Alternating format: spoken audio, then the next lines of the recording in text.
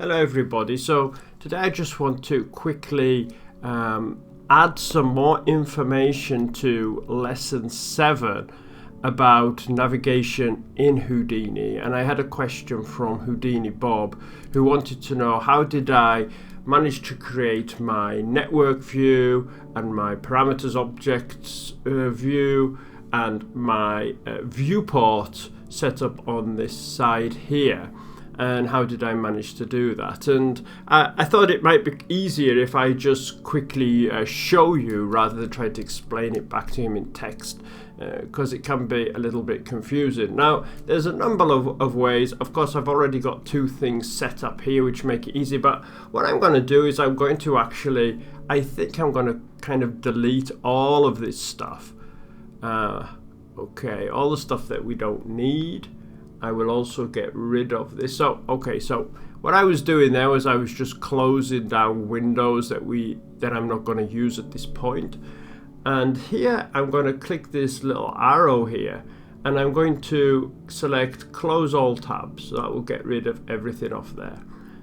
Then I'm going to hit here again and I'm going to close all tabs. So now I'm just back to this one screen, okay?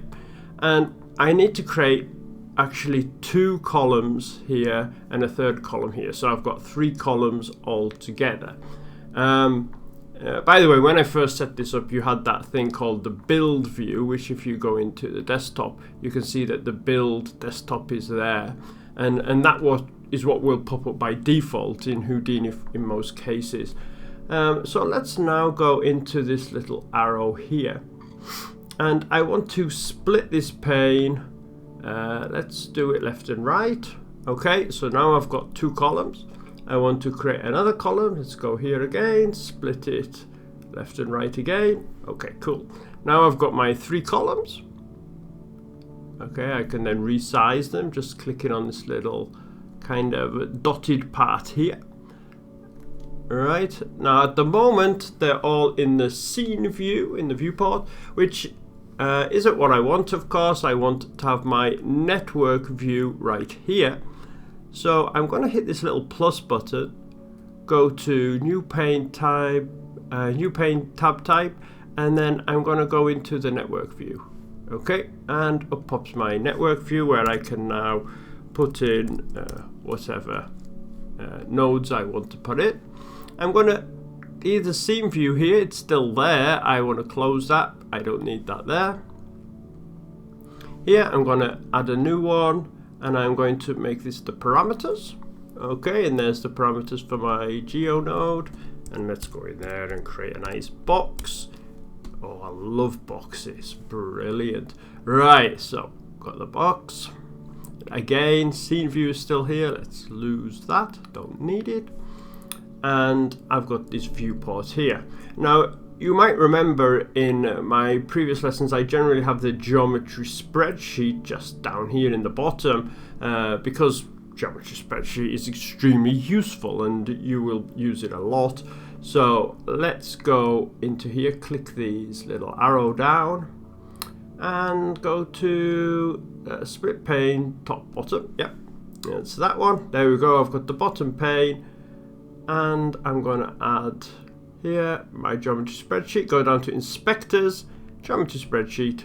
There we go, happy days. Let's shut down that scene view.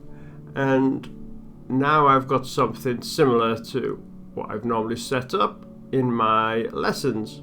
Can I grab that or not? Come on, thank you. Happy days, right.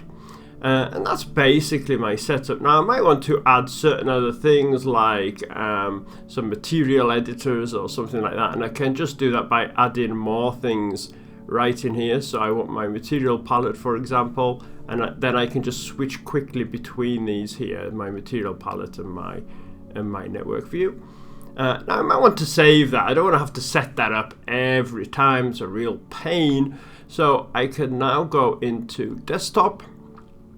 And I will put save current desktop and I will call this columns example for this one.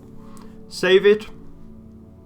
Okay, it tells me it saved something inside of this location for desktops, and I see that it's actually there at the bottom. There we go. Okay, so each time I want that now, I can just select it from the desktop and it's there. I can also make it a default as well. That is of course possible too. I think by going into my desktop manager, is that how I did it? And okay, so here it shows you the location of everything, which is really good.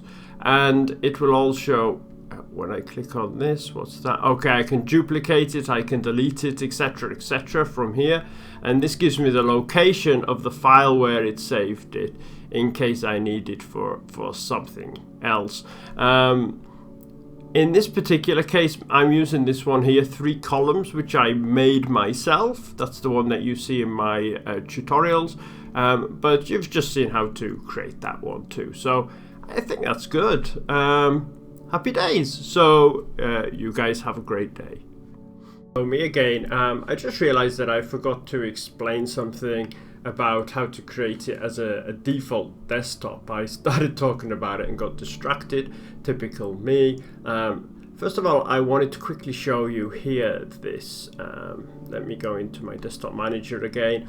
So as I was showing you before, you can see that I've got this in a different location, this one I've created, to where most of the others are. If I want to put this into, say, this Houdini desktop area here, all I can do is click here, I can click the Houdini desktop, and it will ask me, do I want to copy or move the file, and I can select which one I want, and then I can keep them all in one place, which is cool.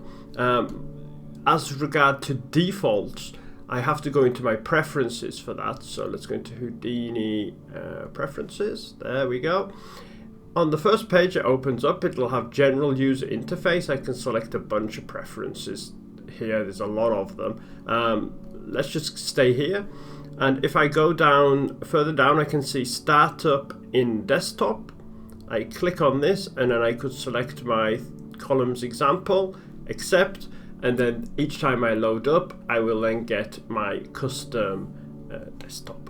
Okay, I'm going to go back to this one because this is the one I usually use. And I hope that's useful. Okay, guys, you guys have a great day.